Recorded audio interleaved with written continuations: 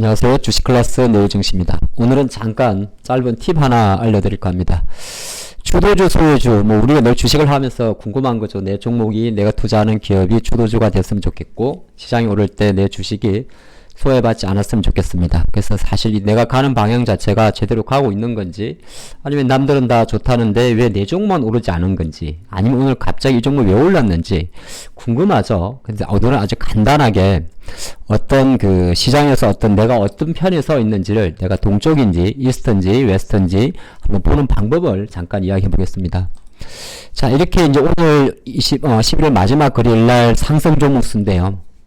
자, 이제 이런 게 있어요. 어떤 종목들은 혼자 움직이는 종목이 있고, 예를 들어서 오늘의 시장은 어디가 강했다 그렇게 이야기할 때가 있습니다. 그러면 제일 쉬운 방법이 뭐냐 하면, 오늘 보니까 여기 이제 2차전지 전고체라고 테마가 적혀 있는데 총 20개 종목 중에서 19개가 올랐습니다. 그러면 오늘은 이거는 뭐냐 하면 오늘 시장에서 이게 오늘이 돼도 내일이 돼도 일주일 똑같은 거예요. 아마 똑같은, 그러니까 이 섹터를 말하는 게 아니라, 그러면 전체 20개 중에서 19개가 올랐으면 이거는 어떻게 보면 이슈로 이 섹터 자체가 같이 움직인 거죠.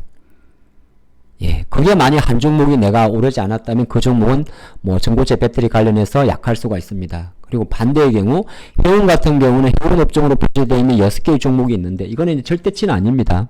이 시스템을 만들어내는 HTS나 그런 거 관련인데, 여기는 6개 중에서 6개가 다 올랐습니다. 그러면 해운은 오늘 해운 업종이 오를 수밖에 없었던 이슈가 있는 거죠. 가장 간단한 게 예를 들어서 운임지수가 올랐다든지 그렇게 볼 수 있는 거고, 나머지 같은 경우 혈장 치료제를 했는데 여기는 6개 종목밖에 없는데 2개가만 오르고 3개가 내렸습니다. 그러면 오늘은 이거는 뭐냐 하면, 오늘은 코로나 혈장 관련주가 아니라 그냥 2 종목만 오른 거죠. 다시 조금 더 보겠습니다.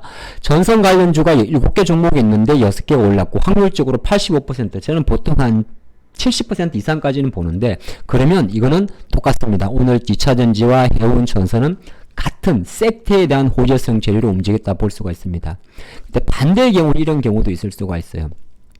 종합 상사라고 적혀 있습니다. 근데 8개 종목이 있는데 3개는 상승하고 5개가 올랐습니다. 그러면 이거는 뭐냐면, 상사한테 어떤 좋은 전체적인 업황에 대한 이슈가 들어왔다기보다는 3개 오른 3개 종목에 대한 이슈가 있는 겁니다. 그래서 거꾸로 놓고 볼 때 너무 좀 비근한 예가 되긴 됩니다만은, 실제적으로 내가 종합 상사 종목을 갖고 있는데 내 건 안 올랐으면 이거는 상사 업황에 대한 게 아니라 개별 기업에 된다는 거죠. 그래서 첫 번째는 상승 종목의 비율에서는 보통 70% 이상이 올랐다는 거는 거의 대부분이 섹터로 움직이는 겁니다. 근데 오르긴 올랐는데 만약에 비율 자체가 70%안 되는 경우, 예를 들어서 오늘 상승 종목에서 보게 되면 혈장 치료제나 종합 상사에 되면 이는 섹터에 대한 이슈가 아니라 개별에 대한 이슈이기 때문에 내가 어딘가에 있는 걸 고민할 필요는 없습니다. 그냥 내 종목이 그 섹터 내에서도 소외주다 그렇게 볼 수가 있는 거고요. 다른 반대의 경우 하나 보겠습니다. 하락 종목이 있습니다. 근데 이거는 더 쉬운데요. 여기서는 실제적으로 이제 하락하는 종목 중에서, 예를 들어서 여기는 이제 50%가 다 미만 나올 겁니다. 하락 비율이. 그쵸? 자, STO 관련주 같은 경우는 전체적으로 등락률은 업황, 지수는 2%인데 이게 중요한 게 아니고 18개가 있는데 10개가 하락을 했고 6개는 상승을 했습니다. 8개가. 근데 50%가 안 되죠. 근데 만약의 경우에 내가 갖고 있는 STO 관련주, 예를 들어서 최근에 많이 올랐던 서울옥션이나 갤럭시아 모니터링이나 상관이 없습니다.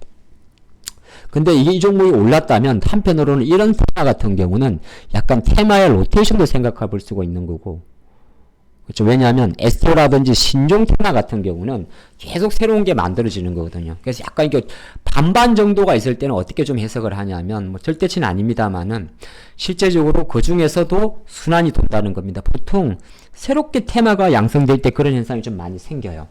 테마의 로테이션, 그런 것도 좀 생기게 됩니다. 두 번째, AR 관련 같은 경우는 20개가 있는데 10개가 오르고 9개가 내렸다고 하면 이거는 오늘은 AR 관련주가 메인이 아니라는 겁니다. 절반 이하가 떨어지게 되면, 전체적으로 오늘 AR 관련주는 떨어졌다 그렇게 볼 수가 있고요. 밑에 이런 경우 홈쇼핑 같은 경우는 총 5개가 있는데 4개 정도가 내렸습니다. 만약에 하락 종목의 비율이 50%를 넘어버립니다. 그러면 아예 그 업황 자체에 대해서는 전체적으로 매도가 되는 거예요. 그럼 게임 같은 경우는 잘 보시면 게임에서 이제 우리가 한 가지 얻을 수가 있는데 그래서 가끔 저희 그런 이야기거든요. 게임주는 같이 오르진 않습니다. 이야기를 가끔 하거든요. 물론 아주 이례적으로 같이 오를 때가 있긴 있어요. 외부 이슈 뭐 예를 들어서 중국에서 판호를 허용한다든지 그렇죠. 근데 그 보면 확실히 나옵니다.